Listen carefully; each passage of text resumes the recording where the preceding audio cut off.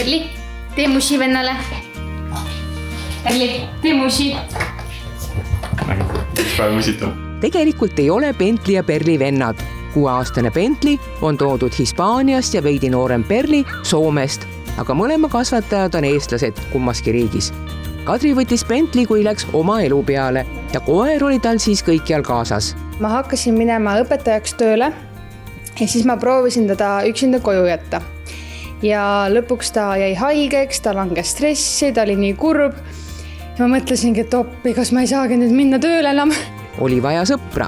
Internetist leidis Kadri Soomest toreda näoga koera ja kui nad Bentleyga talle järele läksid, läks Bentley, nagu oleks Kadri valikut teadnud, just Perli juurde.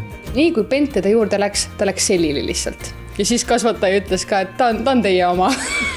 Ja praegu nad on niimoodi kokku kasvanud, et ei suuda kumbki üksteiselt olla. Mina võtsin need koerad umbes aasta aega tagasi. Aga lihtsalt Kadri tuli kaasa.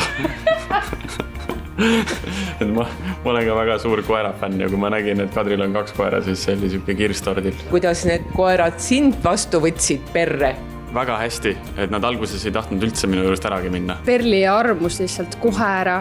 Ta ulgus aknalaual, ta ei lasknud ära minna.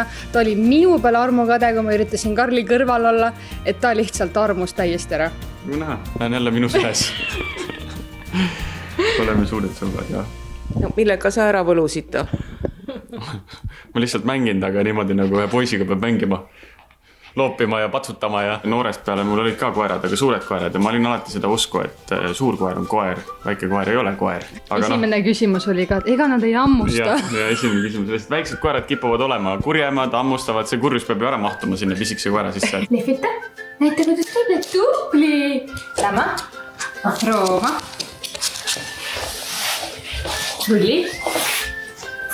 Magada armastavad mõlemad pererahva voodis, aga lemmikpaik on lillepoti taga. See lillepoti tagune on mõlema lemmik ja siis kui üks tahab, siis teine istub ja ulub ja nutab, et palun tule nüüd eest ära. Muidu saavad väga hästi läbi, ainult toidu pärast tekib riid. Perli on väga selline memmekas ja tegelikult väga hästi kuulab sõna, et tema puhul hästi aitab see, kui ma ütlen talle näiteks, kui nad lähevad tülli ja ma kuulen, nad urisevad oma vahel, siis ma käratan Perlile, et tee musi ja ta lõpetab ära, et hakkab enda musitama. Bentleyt tabas esimese karvavahetuse aegu alopeetsia ehk karvade väljalangemine, mida välja ravida ei saa. See on geenihaigus ja ei ole nakkav, aga muidu on neid ise puhastuv karv. Näiteks me käisime nädalavahetusel maal, kus Perli oli kogu aeg üle nii muda sees, ta püüdis seal rotte ja mängis kaladega ja ta oli märg ja tilkus porist ja mitte midagi. Ma ei ole teda kamminud, ma ei ole teda pesnud, ta on täiesti puhas, lõhnab hästi. Tema oskab küsida. Küsi. Küsi. Kõvemini. Küsi. Küsi. Küsi. Tubli.